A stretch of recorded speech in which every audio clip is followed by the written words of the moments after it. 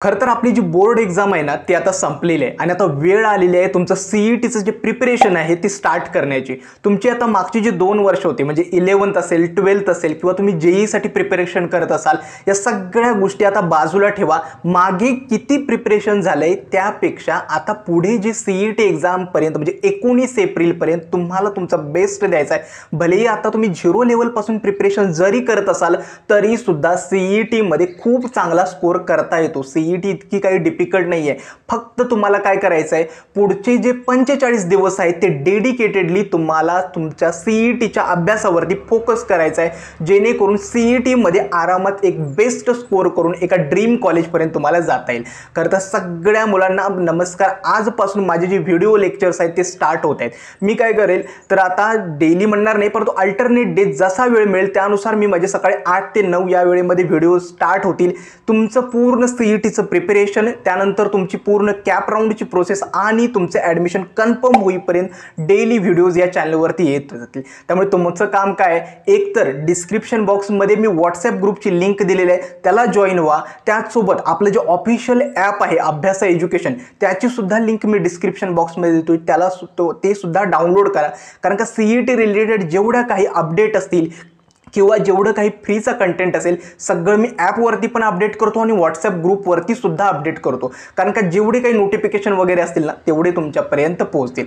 आता एकतर आजचा जो व्हिडिओ बनवतोय ना तो आहे आपल्या बोर्ड एक्झाम नंतर सगळ्यात इम्पॉर्टंट पहिली प्रायोरिटी काय आहे, सगळ्या मुलांनी त्यांच्या कॅटेगरीनुसार आपले डॉक्युमेंट्स जे आहेत ना ते बनवून घ्यायचे। आता ही जी गोष्ट आहे डॉक्युमेंट्स बनवून घेणं ती सगळ्यात गरजेची आहे। लास्ट इयरची सिच्युएशन सांगतो, कॅप ॲडमिशन प्रोसेस ज्यावेळी स्टार्ट झाली होती त्याच वेळी सरकारने लाडकी बहीण योजना स्टार्ट केली होती आणि महाई सेवा केंद्र किंवा जिथं डॉक्युमेंट्स तुमचे बनवून मिळतात त्या तहसील कार्यालयांवरती इतकी प्रचंड गर्दी झाली होती की मुलांना डॉक्युमेंट्स बनवून घ्यायला खूप हाल सोसावे लागले होते।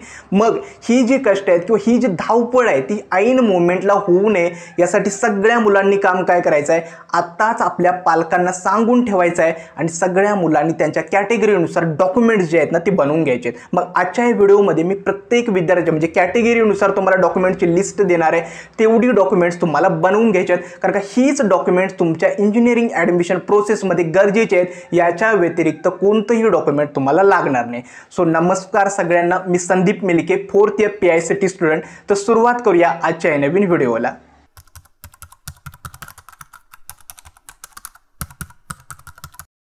तर सुरुवातीला काय करतो, जर अशी डॉक्युमेंट्स जी सगळ्या मुलांना लागणार आहेत, मग भलेही तुमची कॅटेगरी कोणतीही असू देत, परंतु जी डॉक्युमेंट्स मी आत्ता पहिल्या स्लाइडवरती सांगतोय ती डॉक्युमेंट्स सगळ्या मुलांना लागणार आहेत। आता याच डॉक्युमेंटची स्क्रीनशॉट काढून घ्या किंवा ही जी PDF आहे ना, मी काय करेल तर आपलं जे ऑफिशियल व्हॉट्सॲप ग्रुप आहे त्याच्यासोबत आपलं जे ॲप आहे त्याच्या फ्री मटेरियल सेक्शनमध्ये ही जी डॉक्युमेंटची लिस्ट किंवा PDF आहे ती मी तिथं संध्याकाळपर्यंत अपलोड करतो, जेणेकरून तुम्हाला ज्यावेळी ती लागेल त्यावेळी तुम्ही ती बघू शकता।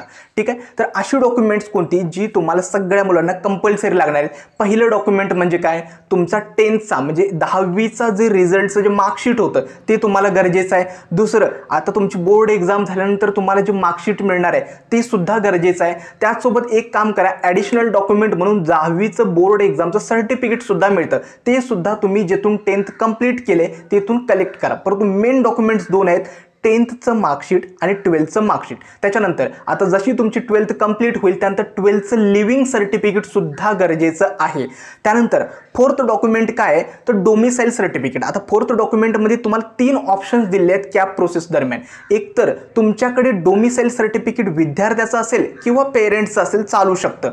त्याला ऑब्लिक काय आहे, जर तुमच्याकडे डोमिसाईल नसेल तर तुमचं बर्थ सर्टिफिकेट ज्याच्यामध्ये मेन्शन असावं की प्लेस ऑफ बर्थ महाराष्ट्रामध्ये येईल ते मेन्शन असावं किंवा तुमचं लिव्हिंग सर्टिफिकेट। आता याच्यासाठी कॅन्डिडेचर टाईप ज्यावेळी तुमचा सीईटीच्या कॅप प्रोसेस दरम्यान डिटरमाइन करायचा असतो त्यावेळी हे जे डॉक्युमेंट्स असतात ते गरजेचे असतात। या तिन्हीपैकी तुमच्याकडे काही जरी असलं ना तरी चालू शकतं, एक म्हणजे डोमिसाईल सर्टिफिकेट किंवा बर्थ सर्टिफिकेट किंवा तुमचं लिव्हिंग सर्टिफिकेट। मात्र डोमिसाईल सर्टिफिकेट विद्यार्थ्याचं किंवा पेरेंट्सचं असलं तरी चालू शकतं। त्याच्यानंतर 5वं आहे ते आधार कार्ड। आता आधार कार्ड ज्या मुलांचं अपडेटेड नाही आहे म्हणजे नाव वगैरे चुकले वगैरे तर तुम्ही काय करा, लवकरात लवकर ते अपडेट करून घ्या, ठीक आहे. त्यांचं 6 डॉक्युमेंट आहे ते income certificate. Income certificate SC कॅटेगरीसाठी ते मॅन्डेटरी नाही, परंतु बाकी कॅटेगरीसाठी इन्कम सर्टिफिकेट मॅन्डेटरी आहे. सो काय करा, तुम्ही तुमचं income certificate valid up to March 2026, पुन्हा एकदा सांगतोय, मार्च 2026 पर्यंत व्हॅलिड असलेले इन्कम सर्टिफिकेटला अप्लाय करून घ्या, ठीक आहे. त्याच्यानंतर गॅप सर्टिफिकेट लागतं. आता गॅप सर्टिफिकेट सगळ्यांना लागत नाही. ज्या विद्यार्थ्यांनी ड्रॉप घेतलेला आहे मागच्या वर्षी, ओके, म्हणजे ज्यांची 12th गेल्या वर्षी कंप्लीट झाले आणि त्यांनी 1 वर्ष रिपीट केले CETसाठी, त्यांनी गॅप सर्टिफिकेट बनवून घ्यायचे, जे ड्रॉपर विद्यार्थी आहेत.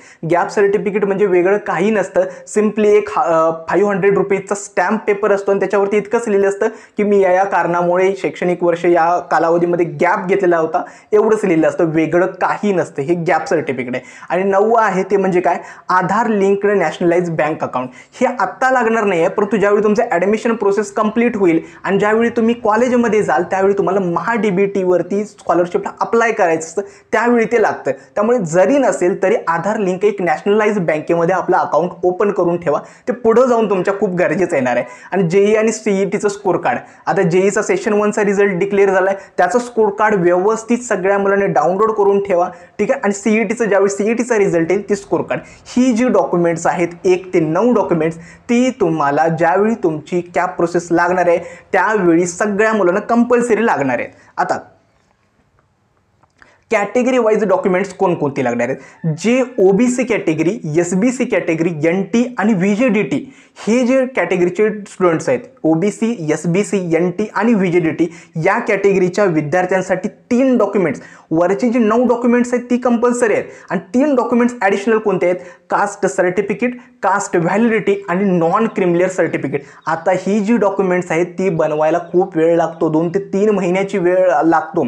त्यामुळे तुम्ही काय करा, लवकरात लवकर ही डॉक्युमेंट्स बनवून घ्या. भरपूर एजंट्स वगैरे सांगतात की 8 दिवसात देतो, 10 दिवसात देतो बनवून. इतके पैसे त्यांच्या देण्याची काही गरज नाही. तुम्ही काय करा, लवकरात लवकर या डॉक्युमेंट्सला अप्लाय करा, म्हणजे CET एक्झामच्या कॅप प्रोसेसपर्यंत ही डॉक्युमेंट्स तुम्हाला मिळून जातील, ठीक आहे. कास्ट सर्टिफिकेट, व्हॅलिडिटी आणि नॉन क्रिमिलियर. आता SC आणि ST कॅटेगरीच्या मुलांसाठी डॉक्युमेंट्स कोणते आहेत, कास्ट सर्टिफिकेट आणि कास्ट व्हॅलिडिटी ही डॉक्युमेंट्स तुम्हाला कंपल्सरी आहेत. ही जर डॉक्युमेंट्स तुम्हाला नसतील, आता जेवढी डॉक्युमेंट्स सांगतोय, तर तुम्हाला ओपन कॅटेगरीमधून ॲडमिशन घ्यावं लागतं, एवढं लक्षात ठेवा. यातलं प्रत्येक डॉक्युमेंट गरजेचं आहे.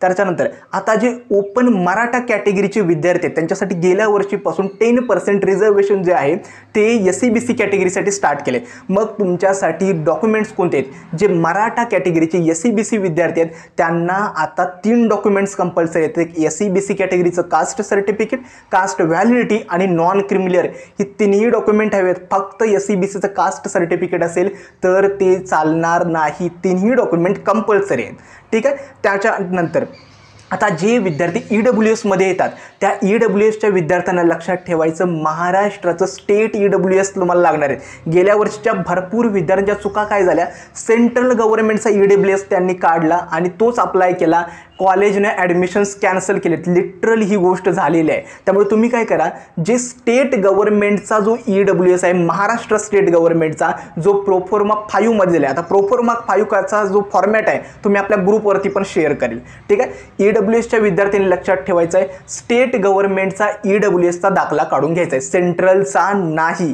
ठीक आहे. आणि त्याच्याच नंतर जे OBC किंवा SBC किंवा NT VJDT कॅटेगरीचे विद्यार्थी आहेत त्यांनी सुद्धा आपली कास्ट सर्टिफिकेट, व्हॅलिडिटी आणि नॉन क्रिमिलियरला अप्लाय करताना लक्षात ठेवा, सगळे आपल्याला डॉक्युमेंट जे लागतात, जर तुम्हाला महाराष्ट्रातल्या कॉलेजेसमध्ये ॲडमिशन घ्यायचं आहे तर स्टेट गव्हर्नमेंटचेच डॉक्युमेंट्स लागतात, सेंट्रलचं नाही, ठीक आहे. आता जे मायनॉरिटी कॅटेगरीचे विद्यार्थी आहेत, ज्यांची म्हणजे हिंदी, गुजराती, त्यानंतर सिंधी, तमिळ अशी मायनॉरिटी जे विद्यार्थी आहेत त्यांच्यासाठी काय असतं, तर त्यांच्या लिव्हिंग सर्टिफिकेटवरती मायनॉरिटी मेन्शन करावी लागते. काही स्पेसिफिक कॉलेजेस आहेत ज्यांच्यामध्ये मायनॉरिटी ॲडमिशनसाठी खूप म्हणजे पर्सेंटेजचा कट ऑफ असतो ना, खूप कमी असतो, ठीक आहे. आय होप तुम्हाला डॉक्युमेंट्सबद्दल समजलं असेल.